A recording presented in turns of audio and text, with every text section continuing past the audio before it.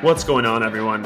It's Hudson Delorme and Ben Fraser bringing you the first episode of the 2025 Summer Series.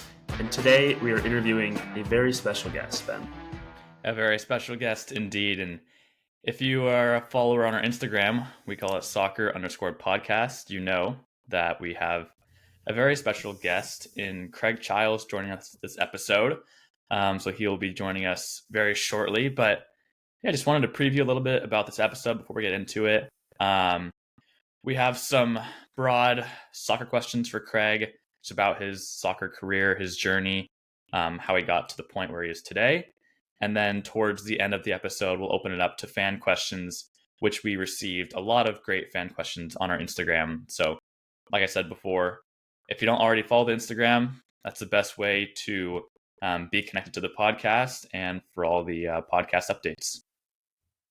Without further ado, let's introduce Kraig Chiles.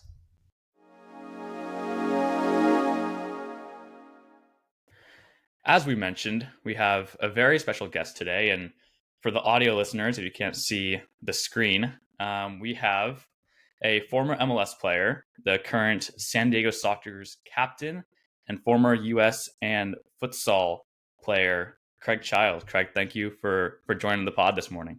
Yeah, thank you. You got it. You got it. Thank you guys for having me. We're very excited to have you on. And for those who don't know, if it's your first time listening, kind of the main point of this podcast is to just spread the sport locally and, across the whole region as we aim to host the World Cup in 1 year's time. So if it's your first time, welcome. We're very excited to have such a special guest joining us today. So I guess, Kraig, the first question I have for you is if you could give us a brief rundown of your background as a player and how you have stayed connected to the sport as a coach and director for the Cardiff Sockers. Yeah, sweet. I will. I'll keep it. The background, I guess, could be very elaborate. I'll kind of give you the quick version of the synopsis. But I was born and raised in San Diego and in the Poway area. And I was able to play recreational soccer, competitive soccer, high school, college, and professional, all in the city, where I was kind of born and raised in. And so, growing up, I didn't have any major plans to push to be a professional player. My two brothers played soccer.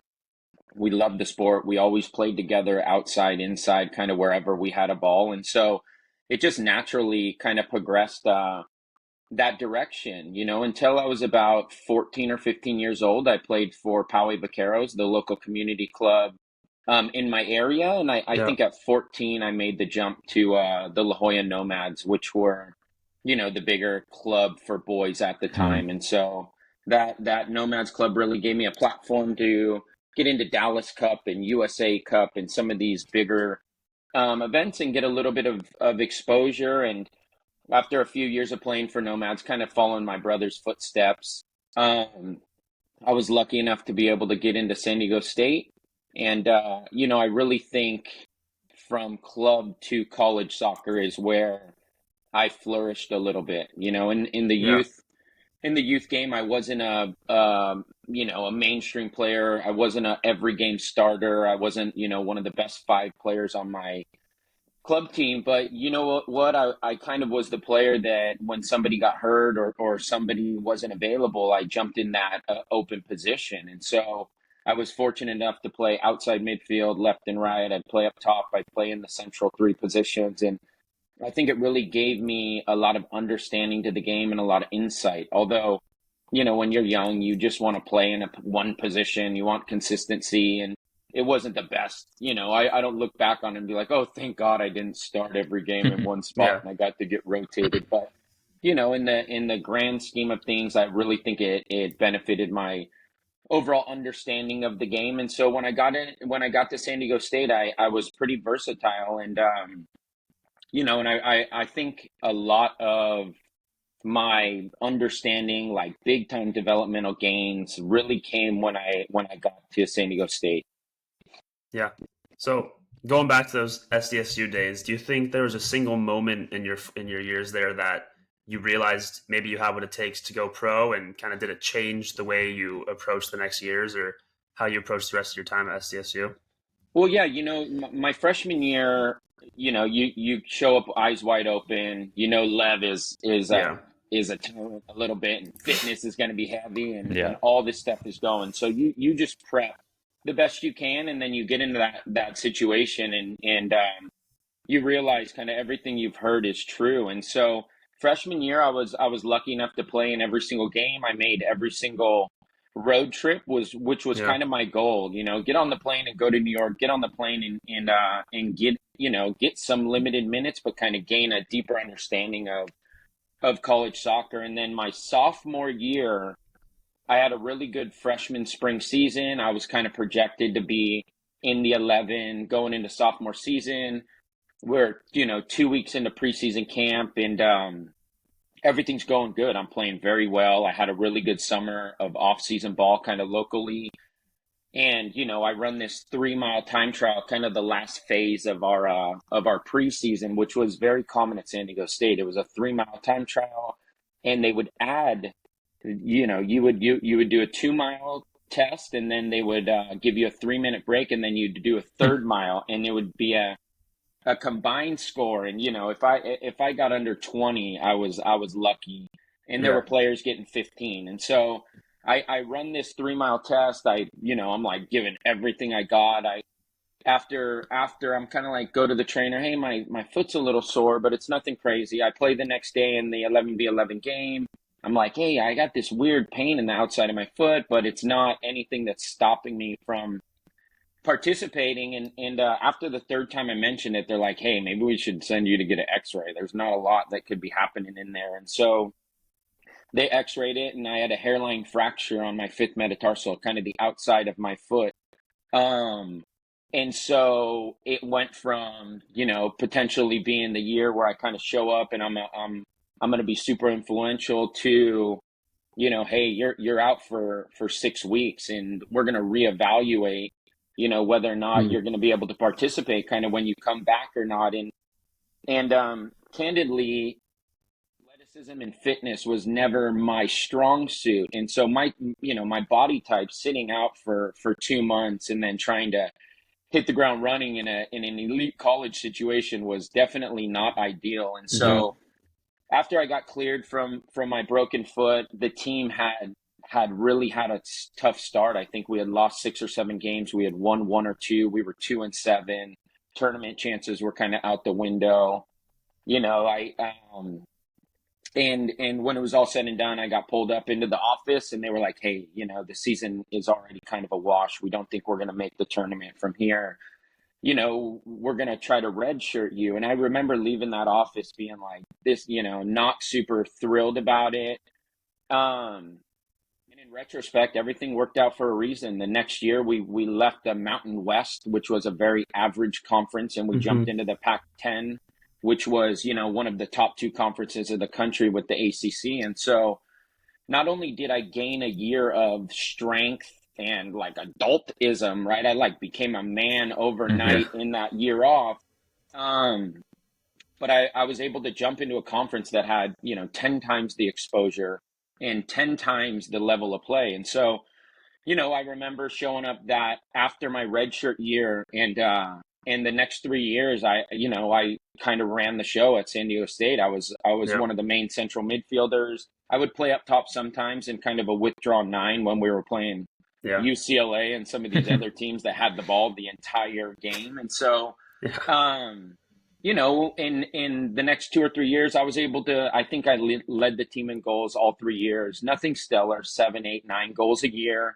But I remember my junior season, I had made second team all Pac-10 my sophomore year. I was like an all Pac-10 honorable mention my junior year. And I remember being at a UCLA game and having Preki from Chivas USA, Ziggy Schmidt from Columbus Crew was there. And like, there was just a gamut of college coaches. And candidly, they were probably recruiting others, right? Like going out to check out the level of some of these UCLA kids, and those players were like through the roof at the time. And I had one of them reach out to me after, and I kind of went like, holy cow, maybe maybe this is doable. And so I kind of went into my senior year with the mentality that, like, listen, I'm gonna try to put San Diego State on the map. We had kind of been beaten up a little bit historically. Lev hadn't had the best seasons kind of before I had gotten there. I don't think he had a winning season before I arrived. My freshman year was his first winning season. Sophomore year, they went 4-16 when I broke my foot. And then the next 3 years, we had winning seasons. I think my junior year, we conceded 8 goals in 22 games or something. Wow. And had the top 2 or 3 defensive units in the country. And we had Tally Hall, our 3-time All-American goalie, who was just an absolute unit. I give him a lot of that credit. But I went into my senior year thinking, like, hey, there might be a real chance to get drafted if I can perform consistently. And, lucky enough, at the end of the year, I was invited to a local MLS combine end of my senior season, and it had some of those same coaches. Galaxy was there, San Jose Earthquakes was there, Columbus Crew, and so I'm playing, and I think our first game was against the U18 Chivas USA team, and at the time they had like an unbelievably stacked team. A lot of these guys ended up going overseas to Europe. I think Efren Alvarez potentially was in that group as well, and so. We're playing, and I know all these kids on my team from Riverside, UCLA, Cal State Northridge. It's just like the top 2 or 3 kids from these 10 or 15 universities. And, the game happens, and I'm a little bit out of shape, right? So after season ends, I'm at San Diego State. I'm not going to say I wasn't living the dream a little bit. And I'm like, listen, I don't know if I'm going pro or not. Nobody's been calling. I get this random call to come to the combine, probably 2 weeks later than I would have liked. And so, but it's like riding a bike. So I show up to the game. I'm playing in the 10. I hit a 25-yard left-footed bomb to go up 1-0. I'm playing another 15 minutes. I get another opportunity on my right from outside the box. We're up 2-0. And I get subbed out. And I'm like, oh, damn, like, dude, why am I getting subbed out? Like, I'm feeling it right now. Like, what is this coach doing? And they pulled me aside and was like, hey, we don't want you to play tomorrow in the other set of games. We've seen all we need to see. And Brecky, who, by the way, is like probably in the Mount Rushmore of indoor soccer, he's an MLS MVP. He is a U.S. soccer, like superstar. I think he had the 1-0 goal against Brazil back in the day. And Brecky was the head coach of Chivas at the time. It was his first year after Bob Bradley had left. Yeah. And so Brecky comes up to me after this game, and literally nobody gets spoken to at all. And I'm sitting there. He drives up to me in the golf cart, and this dude is like, very hard-nosed guy. And he's like, get in the golf cart. And I'm like, oh, of course, coach. My name's Kraig. Like, it's great to meet you. And he's just like, get in the cart. And I'm telling you, maybe the most awkward 2.5-minute drive of my life. We're driving from what was the Home Depot Center, StubHub Center, those big fields, and we're driving through the back, and he's heading towards the stadium.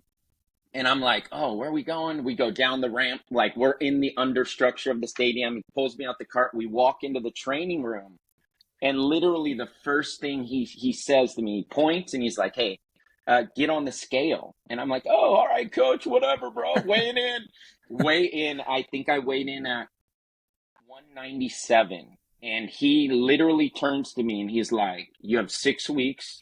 Preseason camp is in 6 weeks. You are invited to come.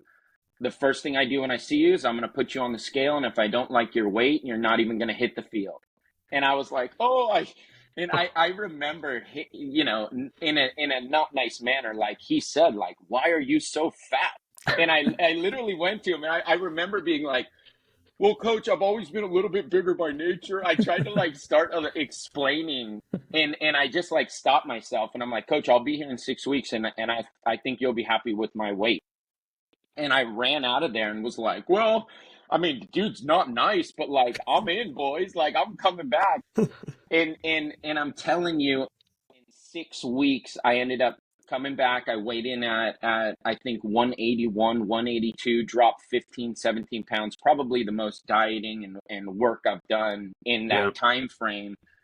And so I showed up like extremely fit, and I gave myself a real chance to make the roster. There was nothing guaranteed. It was like, hey, we're bringing in 15 dudes and there's 6 spots available, and you're Yeah. one of them, and people are going to get cut like every day, and people are going to come in every day. And when it's all said and done after preseason camp, the strongest will survive. And so, Yeah. it was a lion's den, and the level of Chivas USA at the time was very high. Brad Guzan was a young, good Yeah. goalie. Sasha Kleshtin was on the top of his game. Johnny Yeah. Bornstein from UCLA had just gotten Rookie of the Year.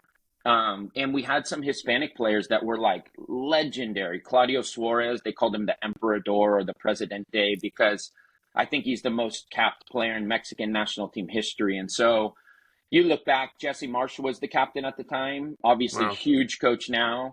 Yeah. Jim Curtin was a player at the time, Yeah. Philly coach now. Mm-hmm. Zach Thornton was the backup goalie then, goalie coach now. Ante Razov was one of the main targets, LAFC assistant coach now. And so you kind of look at that locker room and, and the amount of experience, talent, it was a fantastic place to be. And so after that whole grueling preseason camp, I get into, that last day, and he's pulling every kid in, and we're all going in, and we're watching people run out, and we're watching people cry their way out. And so I'm kind of like waiting my turn, and I'm waiting my turn. And a random story that a lot of people don't know is I get pulled into this meeting, and Precky's like, hey, man, you did really good. We're just not sure athletically you're going to be able to make the jump at this level. Technically, technique-wise, IQ, like you're right there with everybody. And it wasn't oblivious to me. Trying to track Sasha Kleshtin through the midfield for 90 minutes was like a really difficult task, right? So I left and I was like, listen, it's not far off. And he literally said to me in this exit meeting, if I were picking a 5-on-5 or a 6-on-6 team, like you'd be one of my first picks, but we're not. We're playing, big outdoor 11v11 here. And unfortunately, I'm not going to have a spot for you on the roster. And I'm like, listen, I get it. Thanks for the time, blah, blah, blah. And I started to drive south down from Carson to San Diego. And as I'm driving south, I get a phone call from a random 310 number. And Preki calls, and he's like, hey, I just offered Chuck Chuckawindu, and I will never forget this kid's name. Okay, he played at UConn. I just offered Chuck Chuckawindu the last contracted spot. He denied it. You want it. And I remember I'm like turning on the freeway, and I didn't care the money. I didn't care what was written in the contract. They could have owned my rights for 150 years. I ran up there. I signed that contract as quick as I could, and it was nothing about money at all. It was more the experience, the educational process. And so, after 6 weeks and a release call, I end up putting pen to paper, signed a contract, and I spent a good, year and change up there kind of mentoring and playing under those guys. I was lucky enough that year that we did have a lot of significant injuries. Paulo Nakamura, who I think is also the KC2 coach right now, picked up an injury. There was a player named Rafael Vicky. I don't know if you remember that name. He coached for Basel in the Champions League. Okay. He's still a head coach over in Europe, and he was on the team. And so these projected players, there were some injuries, and I ended up, getting in 8-10 games. I played in every CONCACAF Championship Cup game, and when it was all said and done, more than the playing experience, it was really about, the educational experience kind of under some of these players who really put some of the young rookies under their wing and kind of showed them the right way to be a professional player. And so, there's so many things that could have detoured left or right, and it's these small little details that kind of make or break everything. And I got lucky to enjoy that year up there, and it's something that I'll kind of cherish forever. Yeah, that's super cool. Kind of transitioning after your time in the MLS into Major Arena Soccer League, the MASL, for those who don't know. It's kind of a league that most of our listeners don't follow as closely, but as one of the most decorated arena players of all time, we'd love to hear your reflections on how you decided to make that transition from playing MLS to go playing MASL for the San Diego Sockers. Yeah, so then the next year we do the exit meeting at the end of the year. Precky's like, "Listen, you did well. We would like to have you back at preseason camp for the next year." And I was like, "Oh, that's great. Like, I'll be here." And it was the same thing. Nothing's guaranteed. We're Hmm. we're gonna bring a Yeah. bunch of kids in. We're gonna see how the chips roll. There's no multi-year deal. And I'm like, okay. And so I'm kind of waiting. I'm waiting. Preseason camp is approaching, and I get a weird call from like a director of ops from the club, and I'm like, "Oh, this is weird. Not a coach." Yeah. And he's like, "Hey, we're gonna have you come in day 2 or 3 of preseason. We have already full preseason roster." And I kind of was like, what are you talking about? Yeah. That's not how we Yeah. discussed it. And so I immediately kind of hit the exit button. I could tell that I was not going to go. And they were talking about a loan. Oh, well, Minnesota Thunder has reached out for you. And at the time it was NASL, which was a very good level too. Like, now I wasn't above the NASL. That was probably Yeah. the right fit for me. But it was a matter of if I wanted to make this huge move to go play second division soccer at the time. And I had jumped already back into my 3 classes I need to graduate at state. And Hmm. so I end up not going up to preseason because the conversation got really weird, and I didn't think it was going to pan out to me staying. Yeah. So, and literally a month after that, I get a phone call from Cheeky Luna and Nate Etherington, 2 local Nomads guys that I just played with kind of, locally for fun. And they're like, "Hey, there's an insurance guy named Phil Salvaggio that's going to bring the San Diego Sockers back like this year. Do Hmm. you want to play?" And I'm like, "Dude, I'm paying $60 at the water tower right now to play games." I was going everywhere. Escondido Yeah. sports park here, playing there. So it was a no-brainer. And I'm like, "Yeah, no, let's see how this is going to go." And that first year, um, Scotty Martin, Cheeky Luna, it was about Diego Rivera, 7, 8, 9 Nomads guys, and about 6 or 7 other like higher end kind of local indoor players that had transferred in. And so, that first year I remember, jumping on the field, and I'm in the starting lineup, and it's Paul Wright in his 23rd season. It's Aaron Susi in his Yeah. 19th season. Riley Yeah. Swift is in his 15th season. Sean Bowers, maybe his 23rd or 4th Wow. season. Yeah. And then Braden Cloutier is on the field, and he was probably a 15-year pro, and I'm the rookie. And so there was literally 75 years of indoor soccer experience on this field. And Yeah. I think because I was a local product, because people had kind of heard about my college campaign and kind of going up, I think a lot of these guys really looked out for me, mostly Paul Wright and Aaron Susi.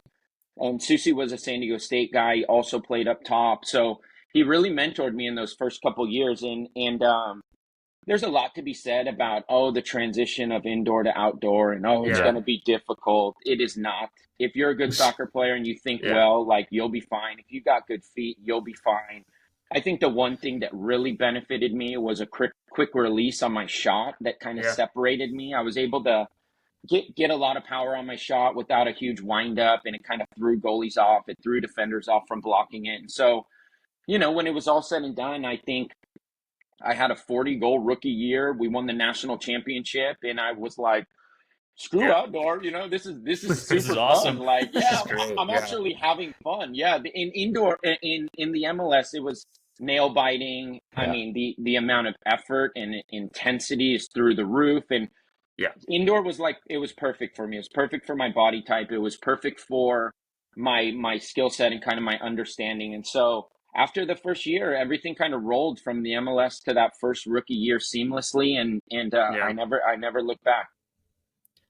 So yeah, I mean, continuing on your time at the Sockers, you've obviously won multiple MVPs, scoring titles, championships with the Sockers. But if you had to narrow down on 1 or 2 moments from your career at the Sockers so far that really stand out in your head, what would they be?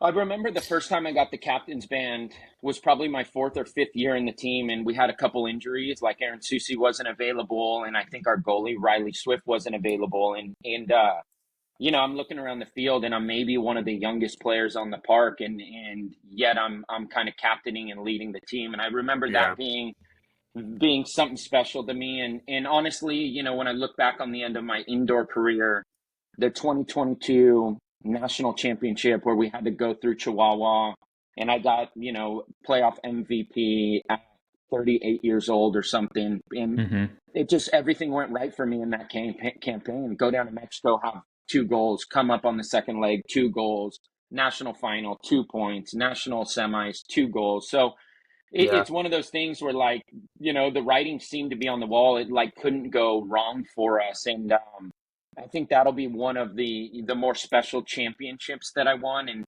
being able to captain the team is special. And then, then the family aspect to me is also very special. I remember coming out with my kids every time and how scared they were in the beginning to come out in the lights, and I'm holding one and the other one's crying. And now I've got like, close to teenagers that are like running out, causing a scene. And so, having the family be part of all of that is super special to myself, but I'm sure it's very special for them too. It gives them something to do each weekend, not only my immediate family, but my extended family. So kind of all of that is special in the most, important moments, I would say. Nice. Very cool. So I guess the opportunity to play for the United States in futsal came about because of your time with the Sockers. So how did that opportunity arise, and how does futsal kind of compare to indoor soccer? Yeah. So Keith Tozer is the U.S. futsal national team coach. He was the coach for about 25 years. He was in the major arena soccer league for that whole time. So he was the head coach of Milwaukee Wave. He would be watching and kind of scouting all of the local indoor players, obviously also Brazilian futsal players that have kind of nationalized, or Hispanic players with American passports and all this stuff. And so, I'm in my second or third year. I think I had won my first league MVP, and I got invited to an invite-only futsal combine for the national team up in Torrance, at the Soccer Center, which is owned by Galaxy. And so I show up, and I think it's me and Nick Pereira who get called from San Diego.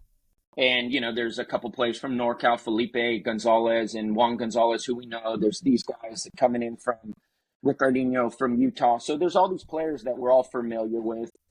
I end up literally trying out for the team, doing well, making the team in a full, pay your own way, house yourself, show up for a tryout. And, I know there were a lot of people at the time were like, bro, trying out, like, I'm a pro, there's hundreds of hours of game film. I'm not trying out. Like, this is BS. And I'm like, trying out, like, let's roll. The point is you got to put your money where your mouth is sometimes too, right? And it's like, you can tell everyone how good you are. You can show everyone your stats, but when push comes to shove, you got to go up there, and you also got to perform it at the right time. And so I went up there without a hesitation. My family lives up there. I'm like, Grandma, I'm staying the weekend. I'm coming. And went up there, did really well, and was invited to the Futsal Grand Prix, which is, the biggest futsal event other than the World Cup. And so the Futsal Grand Prix was down in Manaus in Brazil. We spent 3 weeks in Brazil. Literally kind of a crash course to futsal, because most of us had not played futsal at a high level, if at all. And so we got down there and we played Belgium and Holland, Costa Rica, Iran. I think we had 7 international games.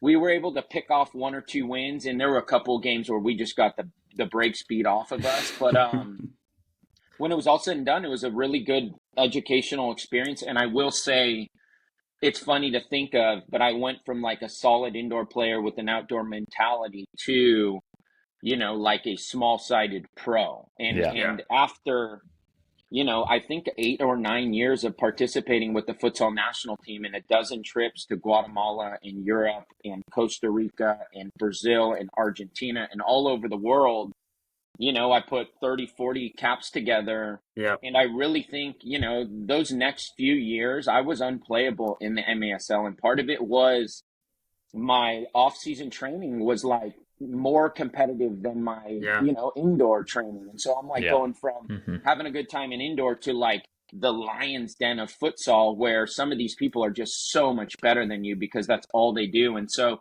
futsal, honestly, was a huge reason that I had so much success in indoor soccer. And and it really gave me like a lot of developmental tools Yeah. moving forward, and you know, a lot of understanding of stuff that I still am able to utilize and kind of do today. And so I remember, you know, a special moment in Costa Rica, probably, you know, 7 or 8 years into the program. I got to captain the national team and 5 or 6 caps down there. And you know, when I look back on it, that was one of the most special moments in my futsal career, and being able to represent your country and wear the captain's band and all that stuff. And so, you know, that was a fantastic opportunity. And Keith Tozer really gave me a lot and mentored me a lot in that time frame. And you know, he's still somebody I see all the time. He's the MASL commissioner now. You Yeah. know, I still call him coach. He calls me MVP. And so it's a great relationship. And you know, those are special memories that I'll always cherish. Yeah, you know, obviously the opportunity to represent your country is unparalleled in any context. So I'm sure that was incredible. But yeah, just kind of to wrap up this part of the interview, as a veteran and leader now, and you know, director of Cardiff Sockers and coach, how do you kind of use all the experiences you've had in your professional career to mentor younger players or to kind of guide them on their soccer journeys?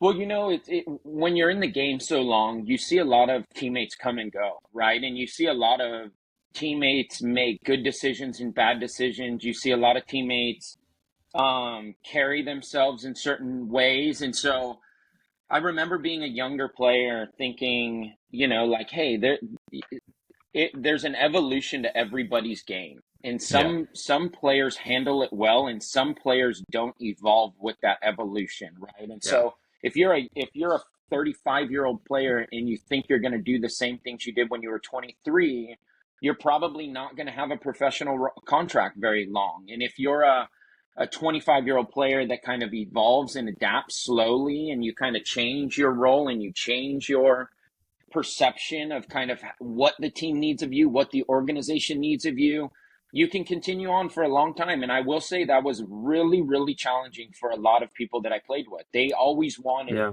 the same stuff that they got when they were little. And I remember being about 32 years old and they're like, hey, you know, we're gonna bring in another forward, we're gonna bring in this, we're gonna do that. And I'm like, guys, listen, you need to do everything you want to do, because I'm not that guy anymore that's going to just go out and win you the championship. I need hmm, good teammates. I need Yeah. help around me. I need the support, even if they're potential threats to take my job.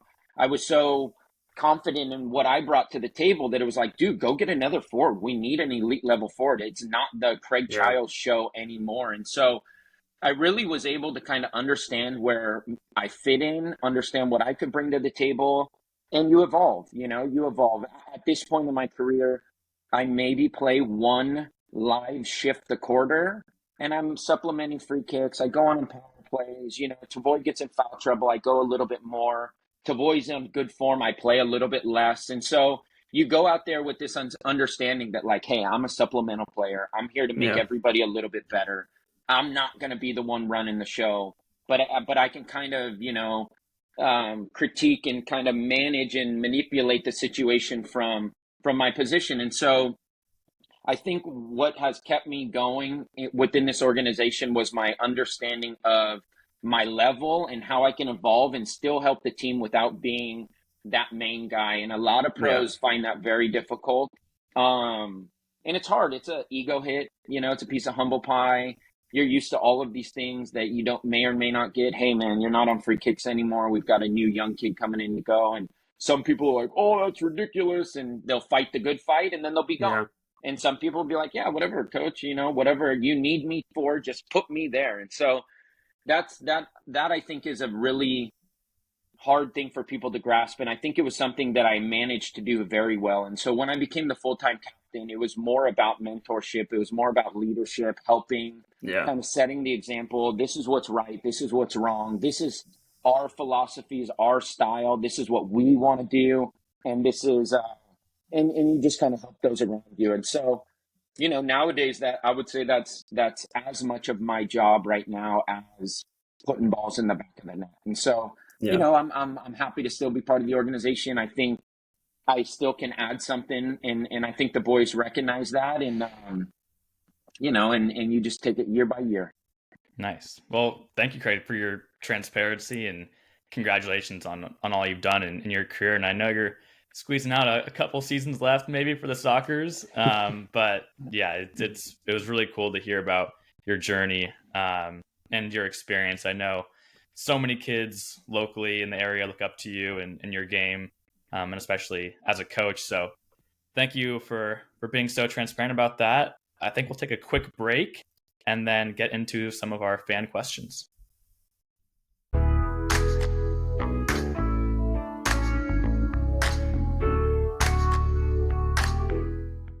All right, and as Ben previewed there, we're going to open it up a little bit now to have some more miscellaneous questions that either Ben and I thought of or our followers on our Instagram submitted on our story in recent days. So we have some fun questions from people you've coached in the past, Kraig, and some of our followers. So this will be fun. But just to start it off with something that I wanted to ask you about, to kind of ask you about the state of U.S. soccer right now. You know, especially I think it's a very big time to be a U.S. soccer fan with the World Cup next year. And I was wondering if you have any thoughts on how you're feeling about the state of the U.S. national team right now, how closely you've been following, and kind of how you're feeling about our prospects in 2026. You know, the team looks pretty good. And I will say, you know, U.S. soccer looks to have a bright future. But I will candidly say, you know, when I was in my 20s, I was like a diehard U.S. club, you know, U.S. national team supporter. I went to the World Cup in 2006 in Germany. I would go watch games, and, you know, for whatever reason, I feel like U.S. soccer has lost touch with their fan base a little bit. And I know, you know, the big names of Tim Howard and Landon Donovan and DeMarcus Beasley and Dempsey and all those guys, you know, like we gravitated towards, and I just don't have that same pull with the group, you know. Oh, Pulisic's a great player, don't get me wrong. Weston McKennie, these guys are great players, but I feel like U.S. soccer lost a little bit of their fan base in this transition to the new core of players. And whether the marketing wasn't there, whether the and it's hard to really put my thumb on the reasoning behind it. And so, listen, I still love U.S. soccer. I still will watch all of the games. Don't get me wrong, but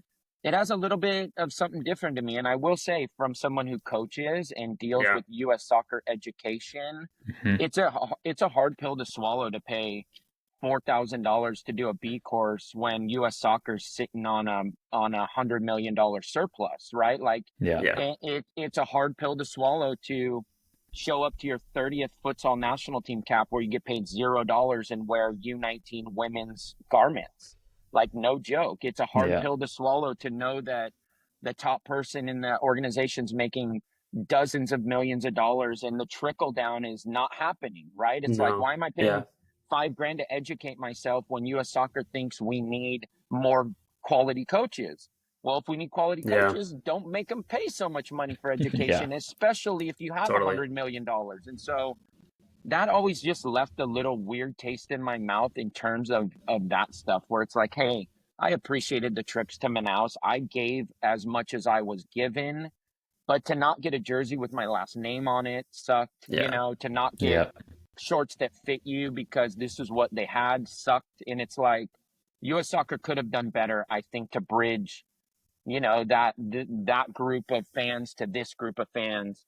With that said, you know, we've got a good group going forward. I'm excited for the future and the prospects, and you know, I'm looking forward to see, you know, if they can do some damage in this World Cup. It was a bummer to miss the Olympics a couple rotations back and miss that other stuff, and so it's nice to be back in the big dance, and hopefully, you know, they can capitalize on this new set of fans and make sure that everybody kind of, you know, tracks it well.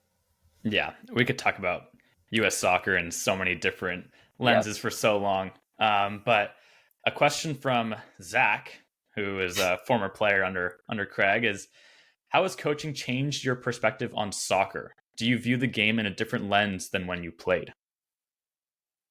You know, I remember in the beginning when I was coaching, I would really have to focus on trying to stem the competitiveness like inside of me. I remember my first tournament where we got to the finals, I took the silver medals, and I told the team after, like, this was a really poor performance. Like, we got the break speed off us 5-0.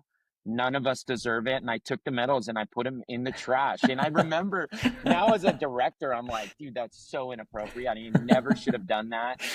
But it was just this competitive nature. And in order to get your point across, in order to kind of get everyone to follow you want to be competitive. You want to push the group in the right direction, but you have to take your own individual competitiveness and kind of put it on the back burner for that time. And so, how well you know the game, how well you communicate and get everyone to understand your ideas and philosophies and wants is a big part of coaching. But at the same time, understanding that you're not going to be the one influencing the game. Like, you're not crossing the white lines. Yeah. You just got to help these guys and girls do their best. And sometimes that's not taking it so personal or competitive. And that took a couple years for me to learn from still being an active player to a coach. It's like, hey, this is not my show. I just got to help these kids the best I can. And I got to push them, but I can't get overly competitive in this situation. Yeah, no, absolutely. I'm sure, coaching has made you, have to take a deep breath and know you can't run on the field and tap in across or something like that. But all right. Another fan question that we had submitted is from Isak Tamer, who's also been a guest on our podcast one time. He's asking, it's hard not to say the U.S. here, but out of all the CONCACAF teams, Mexico, Canada, U.S., who do you think, is most well-equipped to make a run in the World Cup next year? That's a good question. I would love to say the U.S. would be, would be set. I do think they have a lot of players that are kind of in that point of their career where they're really ready to push on. Mexico's in a little bit of a lull, in my opinion, right now, and I don't think it is ready. Not to mention, it's really hard for me to say anything good about Mexico, just from my competitive nature, and how 80% of my teammates are Mexican, and obviously we kind of banter back and forth. But I will say from watching some games and some experience, and I may be speaking out loud because I'm not even sure they made the World Cup, but Panama is always a tough place to play. Panama is always a gritty, tough, hardworking team, and they come out there and they put everything on the line. Like, they will live or die by that game. And so I don't recall if they pushed through the CONCACAF qualifiers or not, but I can tell you Panama is normally a trap game. People think they're going to show up and win that game. And those games are not easy to win. I played one year in Panama in the CONCACAF Champions Cup, and I remember taking my shorts off after warm up and wringing the amount of sweat and water out of them. And I had never seen humidity or anything like that. And I remember them just relishing it. And so I would say Panama is a really tough CONCACAF opponent that people don't give a lot of credit to. Yeah, we've lost to Panama the last 2 times we've played them, so they're extremely difficult. Yeah. Our next fan question actually submitted 2, and they're pretty good questions, so we've included both. But Caden Perry asks, who is the hardest defender you've ever faced? I played against a guy named John O'Brien my senior year at San Diego State. We played a game against Chivas USA, I think a spring game. And there was a guy who showed up in board shorts with no shirt and no shoes.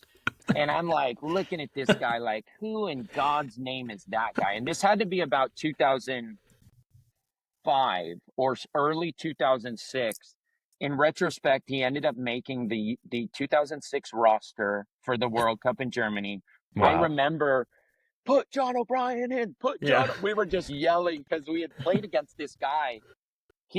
I believe he was an American that ended up going to PSV when he was 7 or 8 or 9 years old, and he spent his entire youth career in Holland. And he had come back, and he literally, my understanding is, he bought a van. He'd surfed up and down the coast, and he was good enough to just walk into Chivas USA's midfield at that time. And so I left the field and remember being like, dude, I couldn't even get a tackle in on him. I couldn't even get around him. I would come put pressure on him. Ball would be gone. I'd give him space. He would just manipulate the whole game. And I left the field and went like, dude, that's probably the best player I've ever been up against. And so look him up, John O'Brien. I For think sure. I think his career could have been a lot more than he probably made of it, but there was a 3 or 4 year period where this dude's level was uncharted Yeah. territory, and like I remember leaving thinking, well, that's a real player. That Yeah. is a real Yeah. player, and he was the real deal. Yeah, that's amazing. I have to go look up John O'Brien right Hmm. after this podcast Yeah, to, do it, to do look it. up his career. All right, next one, my brother is asking, Garrett Delorme, another former player of yours. He wants to know what your experience was like playing in the TST tournament. You know what? The TST is fantastic. Shout out, the finals is on today. Yeah, yeah, San Diego Sockers have I think 15 golden goals between Wow. 9 different players. Charlie Gonzalez, Christian Gutierrez, Cesar Cerda, Cardiff coach. Yep. Um, God, there's one other. Oh, Mitchell Cardenas. All San Diego Sockers players participating in the final. So I'll be rooting for bumpy pitch for my boys from the Sockers. And I will say, the way that I would describe it to everybody is it's kind of like the Coachella of soccer. And Yeah. yeah, I'm old enough where I never went to Coachella, but it's like a festival, and it's everybody. So many people you would recognize from the game. So many kind of yeah, celebrities show up. It's just a really cool atmosphere. The level of play is great. The facilities are great, and I had an opportunity to go back again this year, and I just passed on it because I've spent a lot of time away from the family, yeah, and this was one that I just kind of like let go a little bit. But truthfully, it's a great tournament, and it's nothing but fun. There's a lot of fun to be had. There's also a lot of very, very good players, and the nice part about TST for me is the indoor players gain a lot of credibility there, and if Yeah. you look totally. down the line, you're like going, dude, these small-sided players are just diming they're killing people, Yeah. elite level outdoor players are just getting skinned alive by Mm-hmm. these indoor players that we all know their talent, but nobody else really recognizes their talent. And so TST, I think, gives us indoor players a platform to make a name for ourselves in a more, kind of national picture than where we Yeah. are now. But dude, nothing but fun. If you guys have an opportunity to go there for Yeah. podcast or marketing or playing Yeah. or Totally. anything, it's worth getting over there because Totally. it's a spectacle. It's like a party with soccer. Yeah. Yeah. That's awesome. That we'll definitely try and get this episode out before the final, hopefully, so we can have some promotion of it because it is really fun to watch. Yes. All right, just a quick double question from me is one word to describe your playing style and then one word to describe your coaching style if it's different.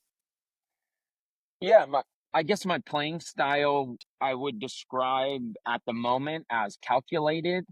There's not a Yeah. lot that I'm doing out there Hmm. right now that isn't like really thought out. I have to shift very quickly and make sure I don't get caught on the field in bad moments. I have to be really calculated and smart with kind of the opportunities I get. As I mentioned, I'm not playing tons of minutes, so it's like, hey, I got to get out there and make an impact in Yeah. 3 shifts or 4 shifts Yeah. instead of um 15 or 20. And from a coaching standpoint, I would say positive ish, or Yeah. encouraging ish. I don't that one's tricky. I guess that one Uh-huh. depends on the right time of day and the right situation. But yeah, yeah, those are tricky. Yeah. Yeah. Well, that about wraps up all the fan questions we have and all the questions we have in general for today. So, Craig, we got to thank you for taking the time today. It's been amazing to hear about your journey, going from San Diego State to Chivas to Sockers and just, a real legend in the soccer community, especially in San Diego. And it's going to be, amazing for our listeners to hear all about your journey. And yeah, we're really excited to get this episode out to everyone.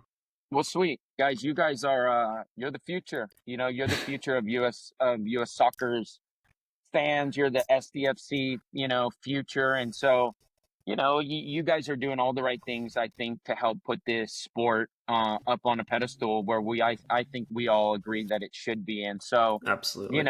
there's players above me like Brian Quinn and Julie B and these like San Diego legends. And then there's the up and coming future stars, and whether that's street soccer, pickup games, Yep. playing for fun at the arena, playing semi-pro. It's just we just got to keep the game moving in the right direction, and that's what you guys are doing. And so I appreciate you guys helping to push this sport forward, and that's what it's all about right now for me too, is like finding the young kids and coaching them up. Winning games is important, but creating lifelong fans and creating people that Yeah. love the game is more important. So I'd rather have a Yeah. player that I coached for 5 or 6 years that after is like, hey, I still play indoor, I still play Bobby League, I still mess around with my buddies, not, oh, I've been giving everything for 15 years and it's been a gauntlet and now I hate the sport and I quit, and Yeah. like Yeah. that happened for a long time for a lot of people. Yeah. And so love for the game is number one. And it's clear that I think all three of us have love for the game and want to push it in the right direction as best we can. Awesome, Kraig. Thank you so much for your time. I really appreciate it. You got it, guys.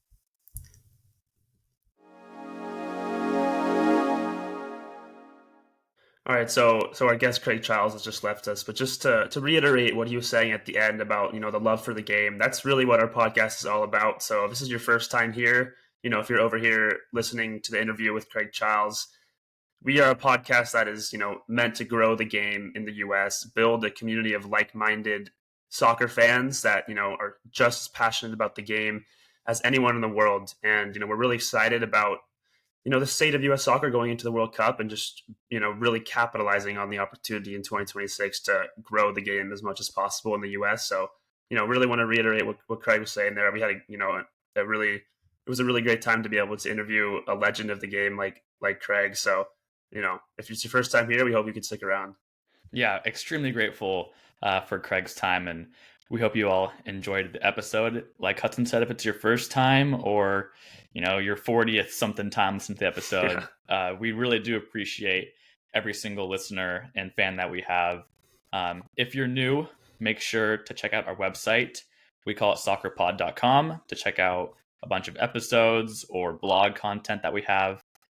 We just made a YouTube account for video listeners. If you want to, watch us talk and our live reactions face to face, check out our YouTube. We call it Soccer Podcast. And also our Instagram as well. Drop a follow. We call it Soccer_podcast to stay up to date on the releases of all our episodes and all of our content this summer, as the US are one friendly away from the Gold Cup, which will be a big test for a lot of guys who are trying to make the World Cup roster. So like you said, we're here for you guys to grow the game, and we're excited for the journey and for what's to come this summer. Absolutely.